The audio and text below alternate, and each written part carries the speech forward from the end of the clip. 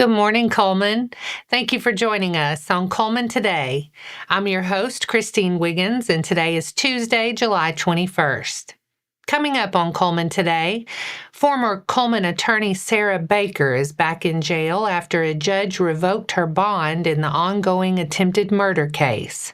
Plus, Cullman County Schools broke ground on a new STEM academy designed to prepare students for future careers and support local workforce needs. And Councilman David Moss says Cullman's tourism growth is helping strengthen the local economy while improving quality of life for residents. All this, plus sports, weather, and more. Now let's take a closer look at the top stories happening in Cullman today. Former Cullman attorney Sara Baker is back in the Cullman County Detention Center after a specially appointed Walker County judge revoked her bond Friday. Judge Gregory Williams found probable cause that Baker violated a condition of her release while awaiting trial on multiple felony charges. Prosecutors allege Baker attempted to poison her husband, James Doyle Baker, with fentanyl. During Friday's hearing, prosecutors alleged Baker committed a new criminal offense while free on a $400,000 bond by arranging for fentanyl to be transported into her husband's residence. Investigators said a search warrant led to the recovery of a bottle containing about 12 grams of purple powder. Cullman Police lead investigator Zachary Latham testified that a field test indicated the substance was fentanyl. Williams ruled Baker had not violated the no-contact portion of her bond, but found probable cause that she violated another condition by allegedly committing a new criminal act. Baker also entered pleas of not guilty by reason of mental disease or defect. A psychological evaluation was ordered. No trial date has been announced. Baker is presumed innocent unless and until proven guilty. Cullman County school leaders broke ground Thursday on the future Cullman County STEM Academy.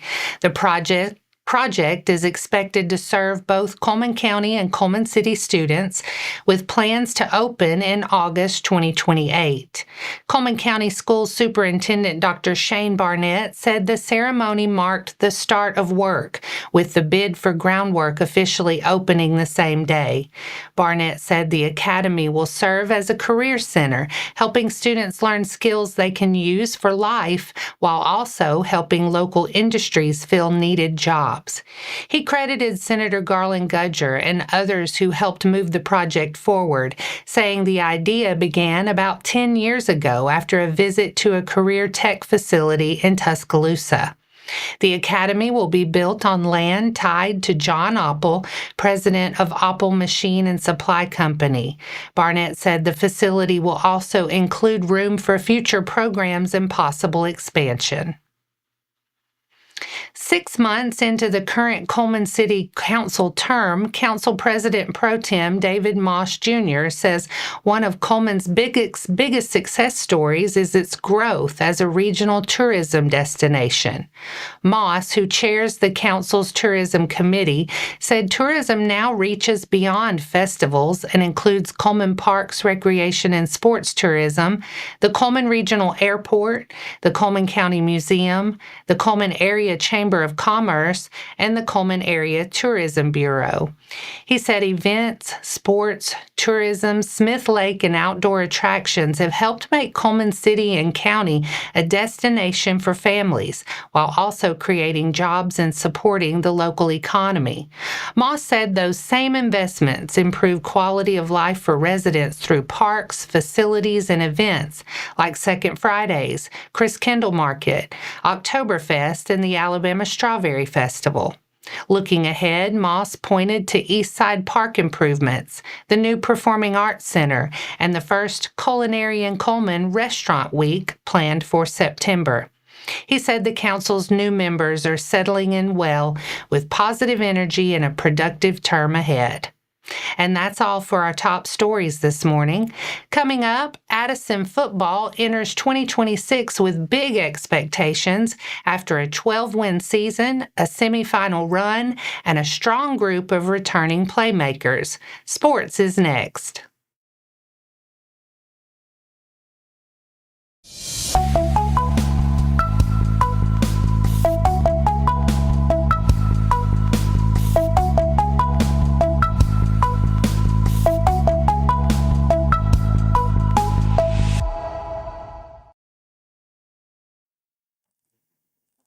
Welcome back. The Addison Bulldogs are heading into 2026 with a very different kind of pressure. Last season, Addison entered the year with a new head coach in Mark Hastings and plenty of roster questions. By the end, the Bulldogs had gone 12-2, reached the Class 1A semifinals, and pushed powerhouse Wadley before falling 22-14. Now, expectations are much higher. Addison returns a strong core after starting 7 sophomores last season. 3 All-State players are back: senior quarterback and defensive back Elijah Roberts, junior receiver and defensive back Connor Lane, and receiver linebacker Judah Wilkins. Roberts returns for his second year in the system after emerging as a dynamic playmaker. Lane led the secondary with about 10 interceptions last season, while Wilkins is part of a talented receiving group. The Bulldogs also bring back key players at running back, tight end, and along the defensive front, though the offensive line will have new starters to settle in. Addison opens the season as one of the Class 1A teams expected to contend. And that wraps up sports for today. Coming up next, Sprout Fiber and Cullman Electric are stepping up to the plate for a community softball game benefiting Curt's Closet. Plus, Berlin Farmers Market will celebrate Sweet Grown Alabama Day with a focus on local farmers, homegrown products, and supporting Alabama agriculture.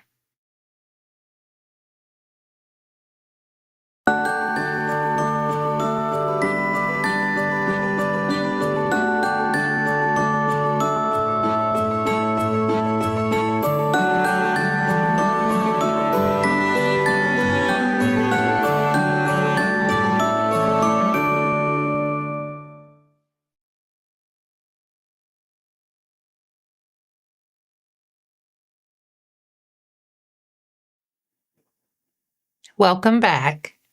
Now it's time to speed things up with a news rundown. 4 stories in under 4 minutes.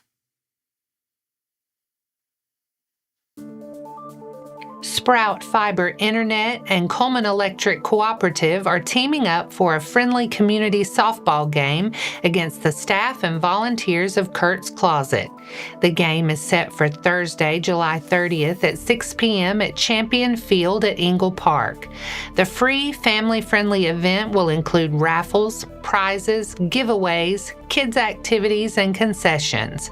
Organizers are asking those who attend to bring donations of new or gently used clothing, shoes, or accessories. New socks and undergarments are also requested.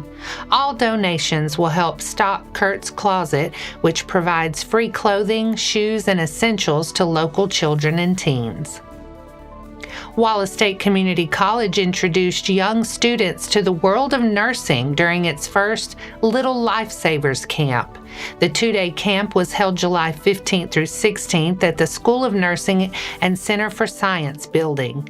Day 1 welcomed about 60 rising 2nd through 4th graders, while Day 2 brought in about 30 rising 5th and 6th graders. Campers rotated through 7 rooms, each focused on a different part of nursing. Students practiced measuring liquids, charting graphs, recognizing patterns, and learning about blood types. One activity used oil, beans, marshmallows, and rice to show how blood separates into plasma, red blood cells, white blood cells, and platelets. Students also learned about emergency care, germs, and historic nursing figures like Florence Nightingale. In the Care and Compassion Room, campers made kindness cards while learning how nurses encourage patients. Cullman County is asking residents to share their input as work continues on a plan to improve road safety across the county. Three Notch Group, in partnership with the Cullman County Safe Streets and Roads for All Leadership Committee, will be at the Cullman Fest Hall Market this Saturday, July 25th from 9 to 11 a.m.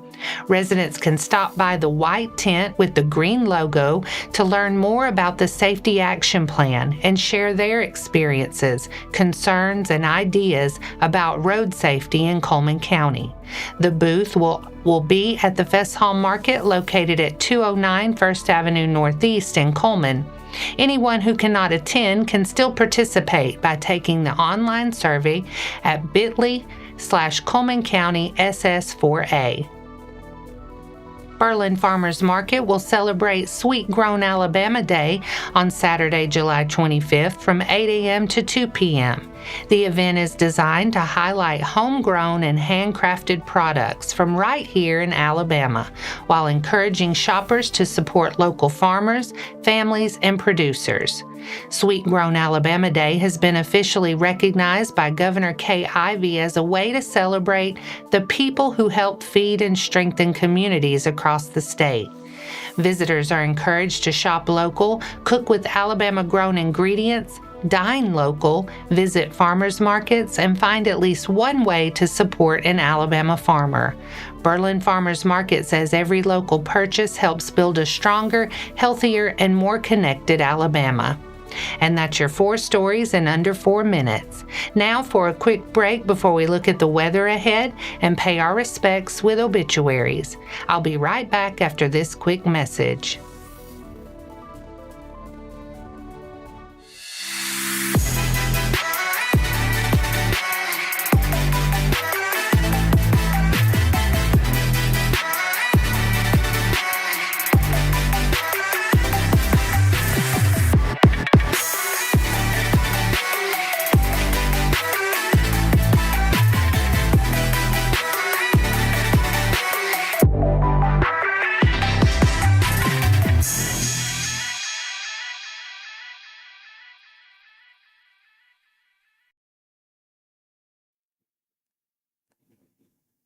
Let's take a moment to pause and remember those who lost their lives this week. Jennifer Elaine Robertson, 65, of Cullman, passed away Saturday, July 18th. Visitation will be Thursday, July 23rd from noon to 2 p.m. at Cullman Funeral Home Chapel, with funeral service following. Judith Veal Garrison, 77, of Cullman, passed away Wednesday, July 15th. No services are scheduled at this time. Melba Faye Kugler, 85, passed away Thursday, July 16th.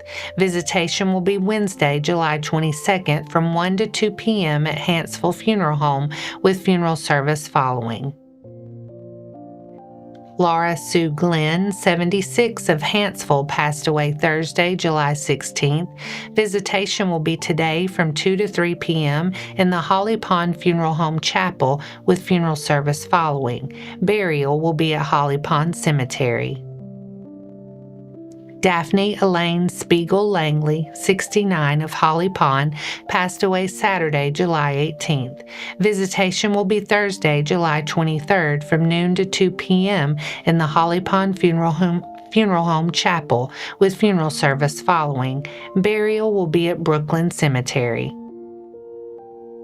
Linda Louise Trevarthen, 85, of Crane Hill, passed away Tuesday, July 14th. Funeral service was yesterday. Our thoughts and prayers go out to their friends and families. Now let's take a look at your weather forecast. Today starts with some patchy fog before 9, then will turn sunny and hot with a high near 91. Heat index values could make it feel closer to 101, so it's another day to take the heat seriously. Tonight, clouds will increase a bit with a low around 74. Tomorrow brings partly sunny skies and another hot afternoon with a high near 90 and heat index values up to 102. Showers and storms become possible after lunchtime. Tomorrow Tomorrow night, a few showers or storms could linger before 1 a.m., then will stay partly cloudy with a low around 70. And that wraps up today's edition of Cullman Today. Thank you for sharing your morning with us. And remember to stay connected by following us on social media and visiting CullmanTribune.com for the latest from our community. We'll be back bright and early tomorrow morning at 6:30 a.m. Until then, I'm Christine Wiggins with Cullman Today. Have a wonderful day, Cullman.